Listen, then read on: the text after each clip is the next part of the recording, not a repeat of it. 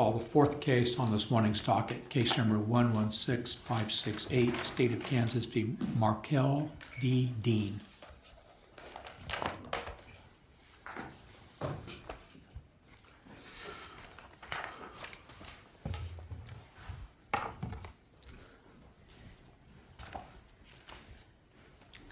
May it please the court, counsel. I'm Carl Maughan. I represent the appellant in this case, Markel Dean. Your Honor, may I request 4 minutes for rebuttal? 4 minutes is granted. Thank you, Your Honor. Judge, I know you want a brief summary of how we got here, so in light of that, this case comes before the court after Mr. Dean was convicted by a jury of first-degree premeditated murder, 4 counts of aggravated battery of various levels, and 1 count of criminal possession of a firearm. The charges against Mr. Dean arose after an after-hours party in a garage went horribly wrong. After the bars had closed in Wichita on June 13th of 2013, about 70 to 100 people convened at a commercial garage and business for an after-party where alcohol was flowing freely, and many of the participants had already been consuming alcohol before they got there. At the party, there were members of rival gangs of both the Crips and the Bloods were both present, along with other people who were not involved in gangs. This wasn't a gang party, but there were members of both rival gangs present. At some point, Markel Dean was seen arriving at the party and approaching James Gary, also known as Bird, and Mr. Gary was seen taking up a fighting stance towards Mr. Dean. Soon thereafter, shots were fired. There were multiple different types of ammunition or cartridges found around the scene afterwards, and so there were shots fired from several different firearms, or at least more than 1 different firearm. And in the aftermath of the shooting, Mr. Gary passed away from his injuries from sustaining a gunshot wound, and other people had also sustained some injuries due to gunshot wounds. Mr. Dean was charged and was eventually convicted and sentenced to life plus 257 months, and this appeal followed thereupon. Your Honor, I will present 3 issues today on oral arguments and submit the remainder on the briefs. The issues I'll submit would be the court's failure to declare a mistrial in light of juror misconduct, the court's failure to grant a new trial for newly discovered evidence, and time permitting, I will address the sufficiency of the evidence argument on premeditation. So those are, I believe, issues A, C, and D in the brief. With regard to the mistrial, in this case, the defendant was denied his right to a fair trial by a jury of 12 of his peers, and to have that full jury engaged in all deliberations throughout the case.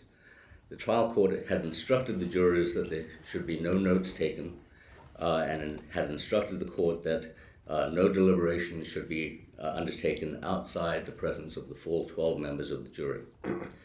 However, juror number 7, who was later elected as the presiding juror, it was later revealed that he had actually been taking notes, and that those notes suggest that he had been in consideration of the evidence, or in other words, deliberating on the evidence on his own outside the presence of the other jurors. Because juror number 7 was the presiding juror, he had a heightened role in directing and organizing the deliberations of the other 12s. When the misconduct, the violation of the court's orders was found, the jury had apparently already reached verdicts on some of the counts, and the verdict form had been partially filled out. The trial court then dismissed juror number 7 and added an alternate juror into the mix, and ordered the jury to resume or to start deliberations anew. So the question, first of all, is, was there misconduct? And I would say the answer to that was decided by the district court when they excused the juror and ordered the jury to restart deliberations. So the answer to was there juror misconduct, the answer would be yes.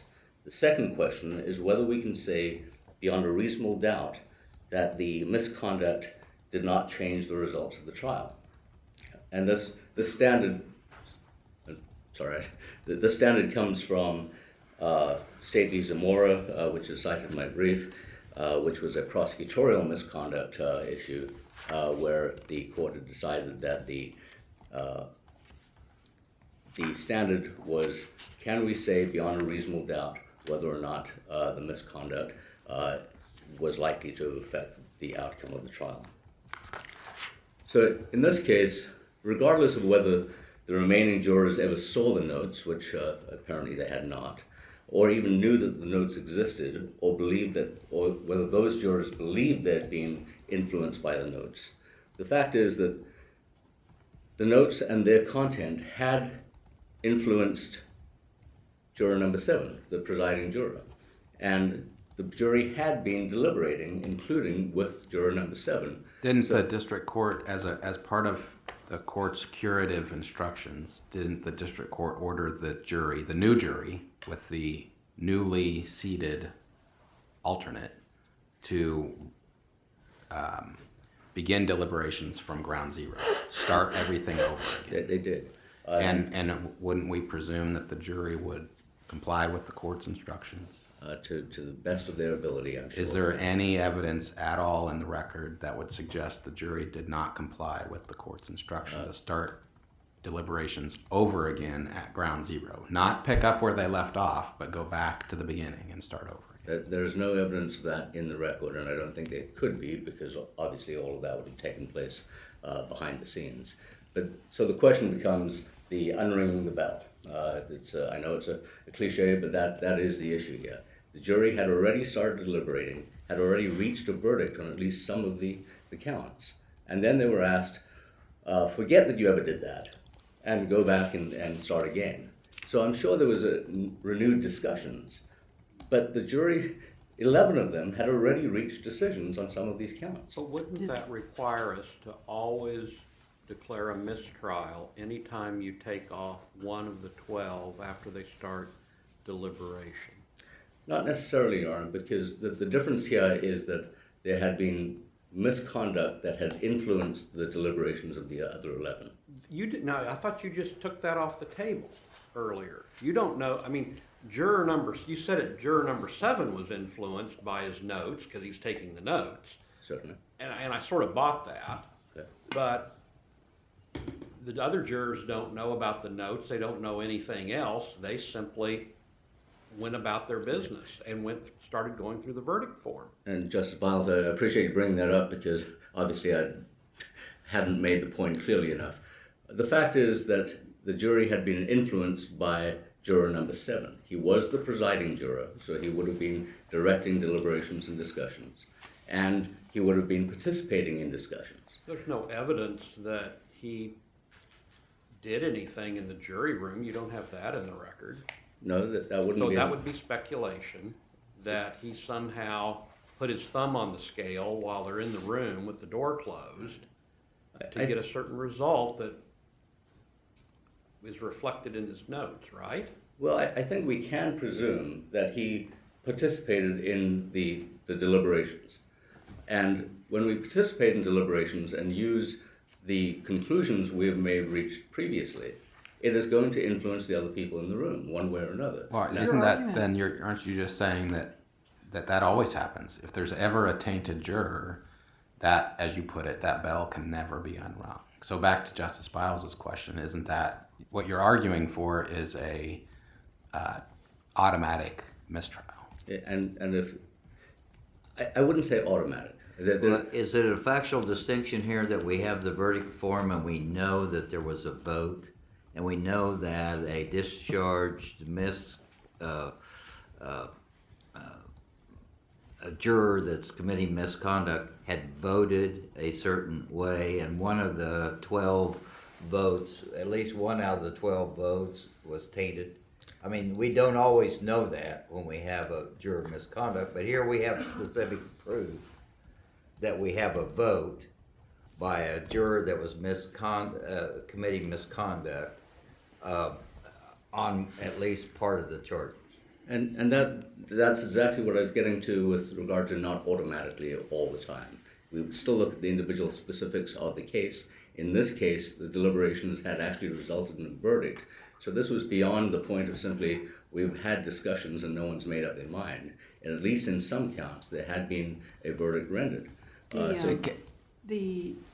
All of your answers seem to assume, let me put it this way. Don't we have to look at the nature of the misconduct? And wasn't the misconduct here that the juror failed to follow the judge's direction not to take notes? But is there anything about taking notes that's inherently prejudicial? And it seems that most of your answers assume that it was inherently prejudicial that some notes had been taken. I think the issue that I would like to focus on is not necessarily the taking of the notes. That may have been somewhat innocuous in and of itself.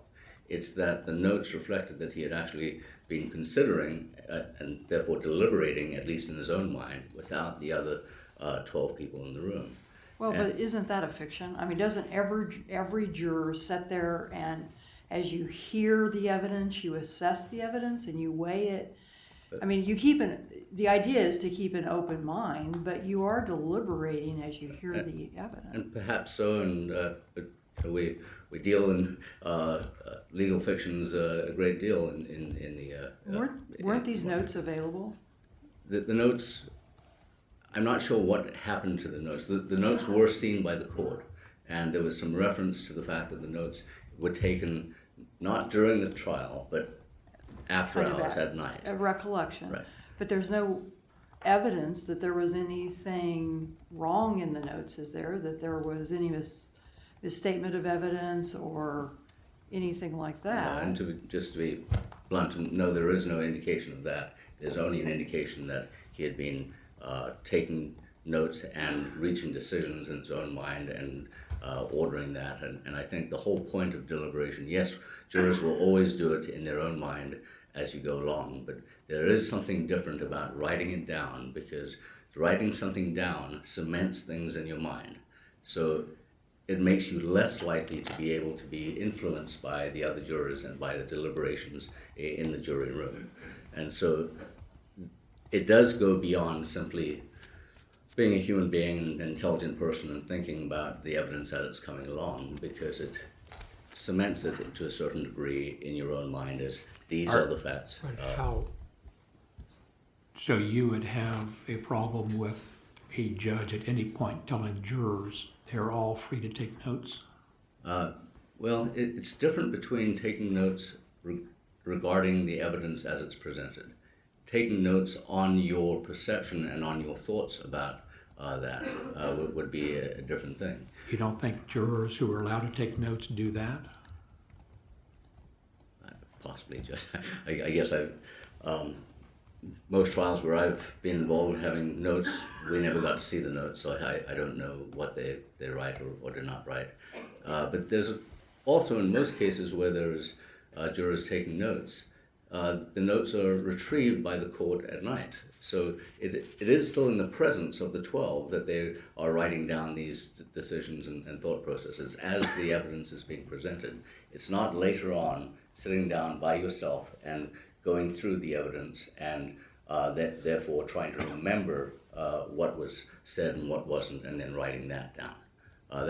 There's a distinction there between, as the evidence is coming in, writing down witness X said Y, and going home and trying to remember, okay, what did witness X say? And then cementing your thought process on paper. I would suggest that there is a distinction there.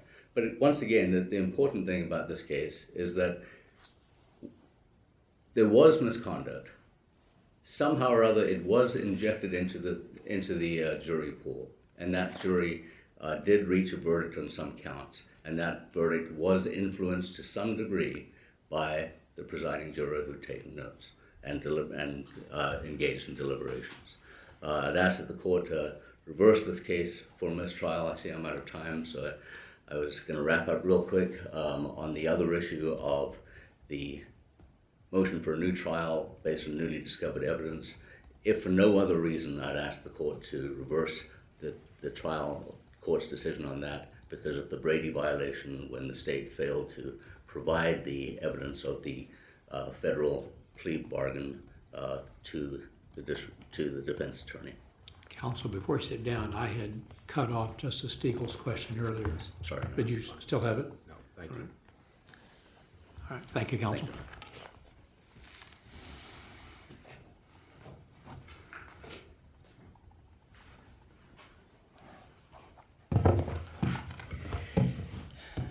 May it please the court, Assistant District Attorney Julie Kuhn on behalf of the state.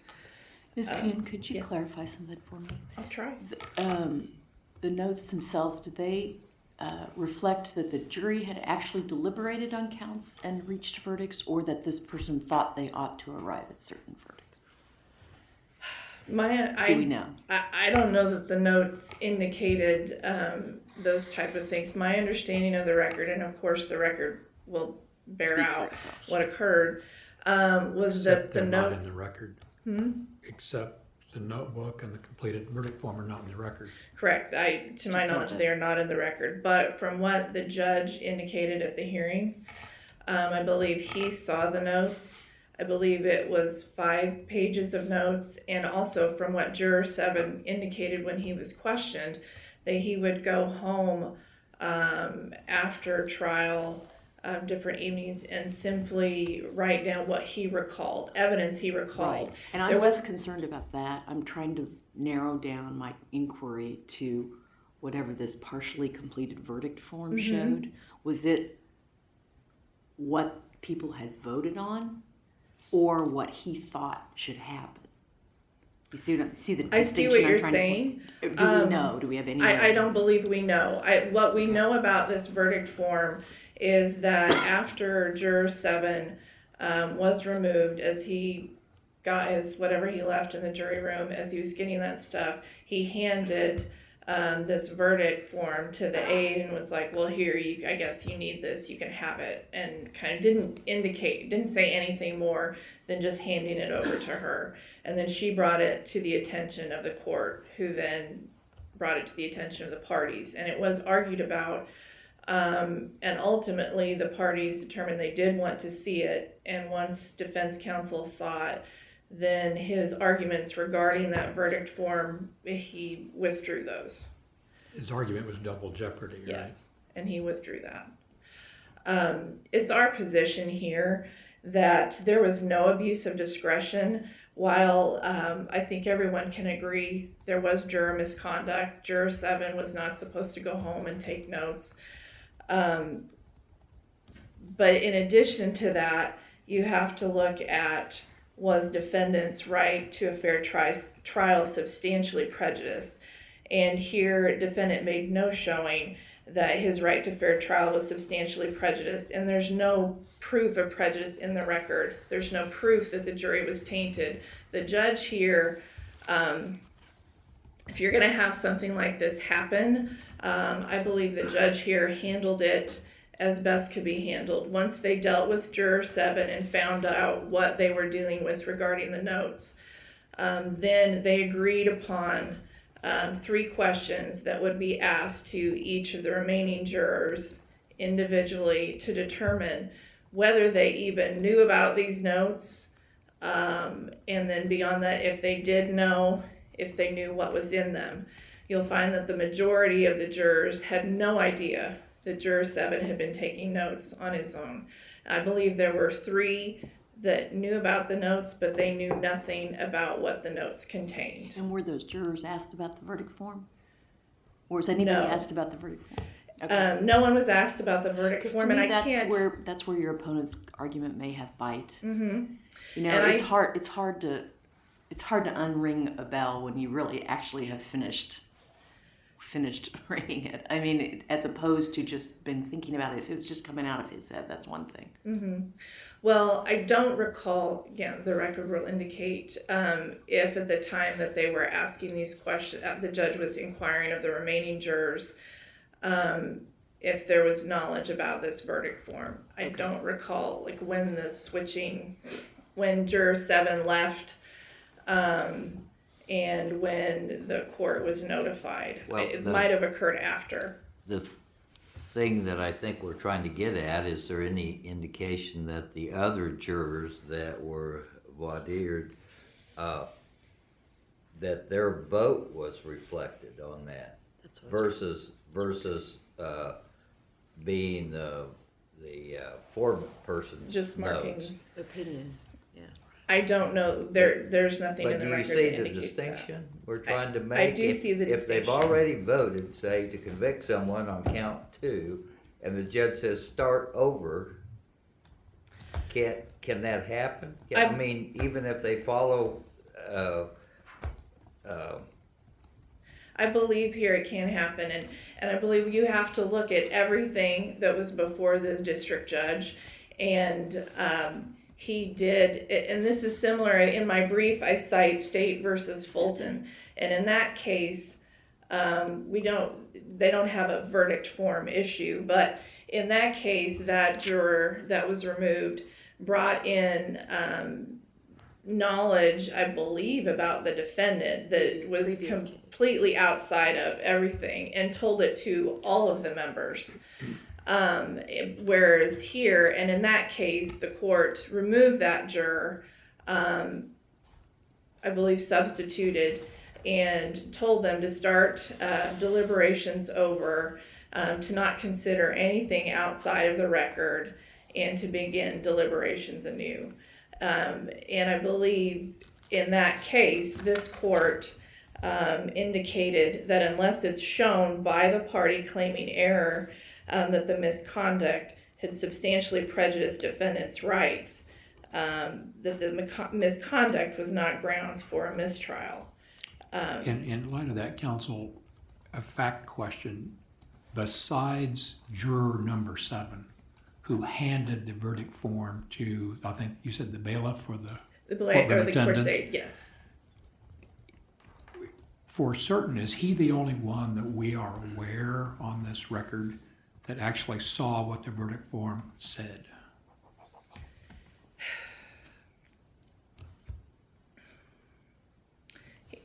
He's the one that handed it to the aide. He's the one that said, here you go, guess you might need this. We don't have any evidence that the other jurors saw it. But I will admit that question, when the remaining jurors were questioned about what was going on, that was not part of the questioning. Do we know if the trial judge saw the verdict form and what it contained? Yes. We do know. So is it the trial judge's fault for not making the record that he or she was asking these jurors about what was on the verdict form? Well, I will back up a little bit. We know that the trial judge saw the verdict form. I do not recall that he saw it before questioning the remaining jurors. I don't recall when this passing happened in time, because I believe juror 7 was sequestered from the remaining jurors. They talked to him.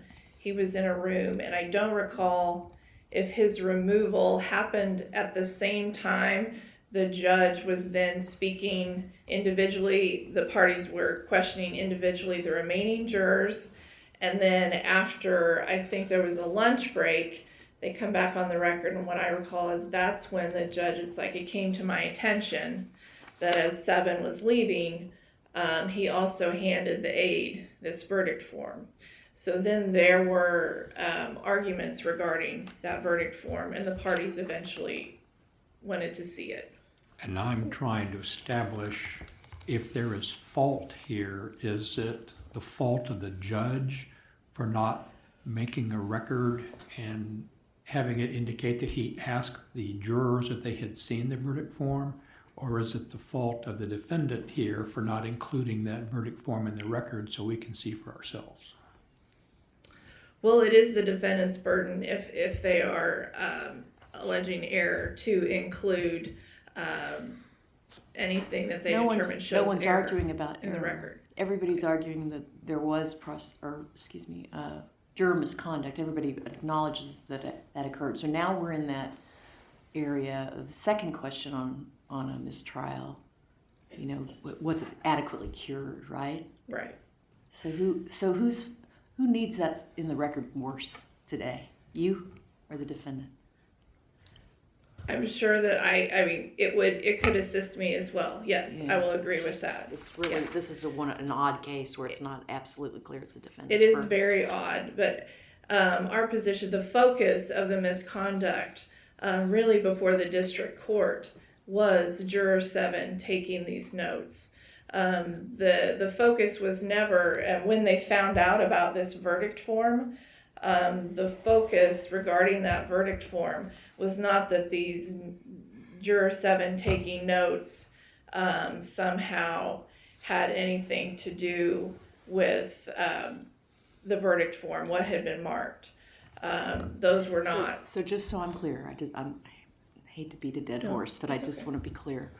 So we know that ultimately this partially completed verdict form came into the hands of the judge, and that the party saw it.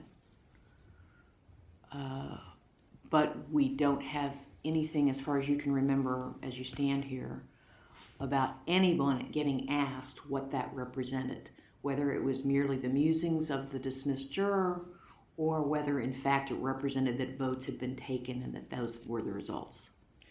Correct. That was not asked. Okay, thank you very much. That is clear. But it was the verdict form, the official verdict form, I believe so. I mean, we have nothing to indicate And- it wasn't.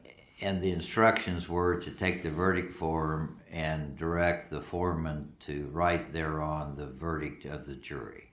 That was their instruction. If we presume that the jury followed their instructions, then if that was the official verdict form and there was writing on it, why wouldn't we presume that was the act of the jury? Because they were instructed how to do it. Well, the jury was also instructed not to take notes, and we have a juror who, on his own, decided to go home and take notes. So we know that he did not follow at least one of the instructions. But in that same vein, once he was removed and replaced, we do have the court instructing the jury to disregard, not consider anything that was outside of the evidence that had been presented during trial, and to begin deliberations anew.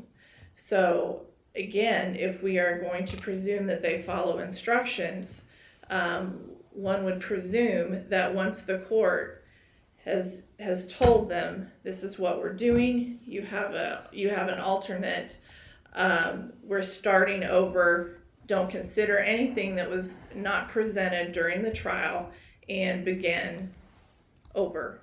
And doesn't the record reflect several hours of deliberation after the new juror was seated? Yes, I believe so. And I think it's also important to know that this didn't happen after days and days of deliberation. This was fairly early in the process. I believe the case went to the jury on Friday afternoon at 3:30, and they deliberated to around 5. There's no information.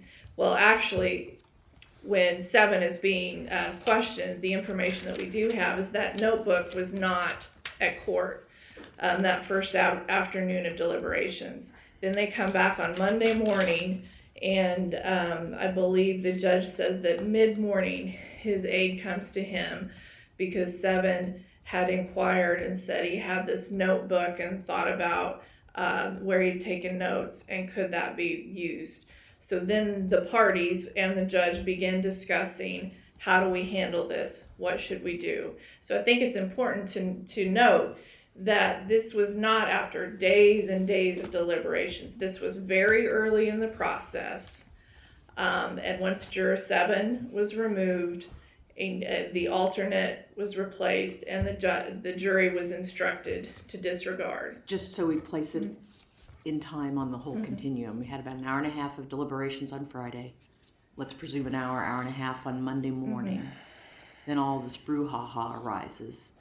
That juror gets replaced. The new alternate is seated, the jury gets its re-instructed to start over, then how long do we go before we get the verdict? You asked that.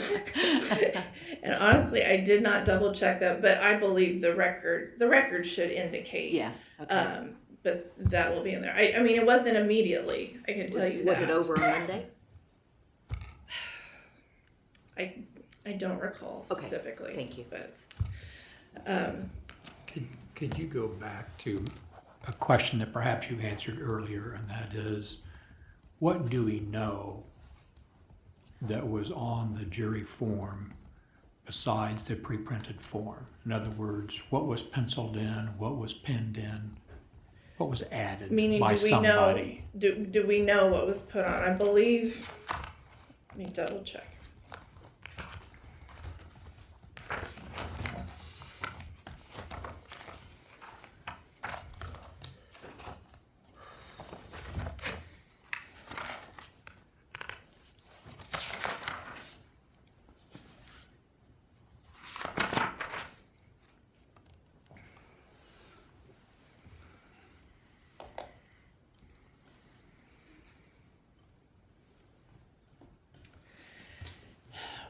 What we know is that, and I'm just reading from my brief, after questioning each of the jurors and the alternate, the court informed the parties that when its aide walked juror number 7 back to the jury room to get his personal items, he handed her the 2-page verdict form with spaces that had been marked.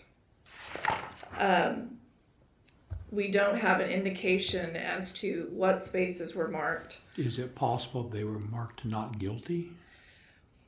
Well, my answer would that be I don't believe so, because after the parties were allowed, there was argument about this and whether procedures had been followed or not.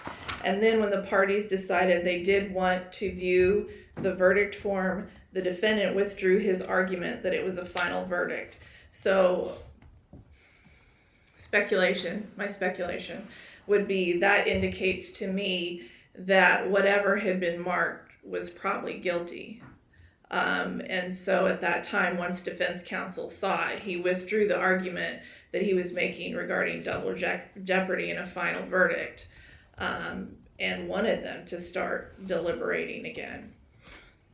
At least on that. I mean, he didn't say that in so many words, but my guess is his argument would have continued if there had been things marked not guilty. He would have continued to press the argument of double jeopardy in a final verdict.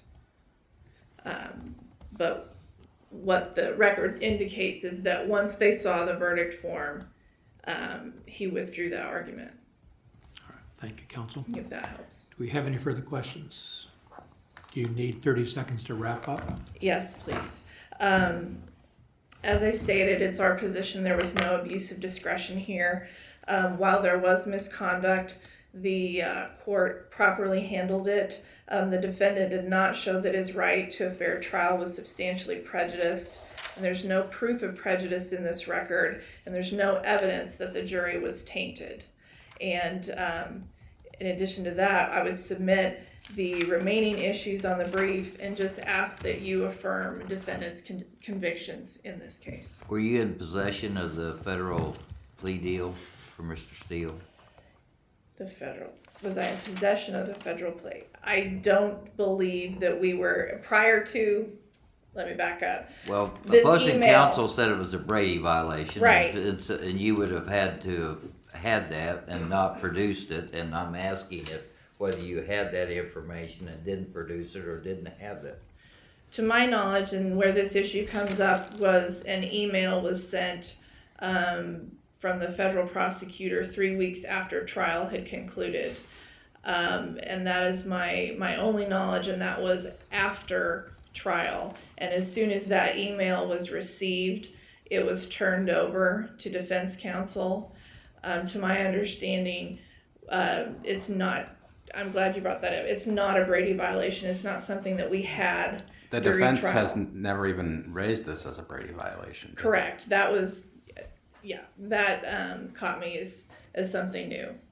So no, this was post-trial. As soon as we got it, It was always raised in the context of a motion for new trial based on newly discovered evidence. Yes, and in addition to that, when it had been known and dealt with at prelim, the Steele is the witness, had been questioned extensively about this at prelim. Parties knew about it, and then at trial, it was raised, and he was extensively cross-examined about it.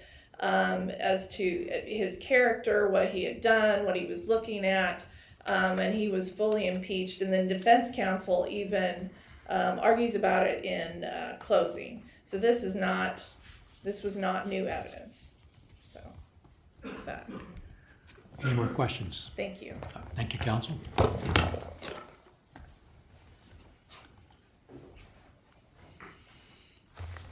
Please, the court. Your Honor. Mr. Mon, do you agree that you've not raised that as a Brady violation in the past?